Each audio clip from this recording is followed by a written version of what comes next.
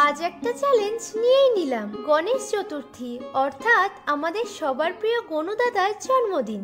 এর ঠিক একদিন আগেই ঠিক করে গনু দাদার একটা মূর্তি বানাবো, তাও আবার মাটি দিয়ে।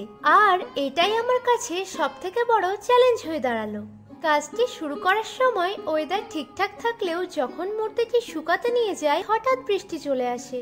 মনটা ভীষণ খারাপ হয়ে যায়, কিন্তু কিছুক্ষণের মধ্যেই মেঘ সরে গিয়ে এমন ঝলমলে রোদ ওঠে যে কয়েক ঘন্টার মধ্যেই মূর্তিটি ড্রাই হয়ে যায়।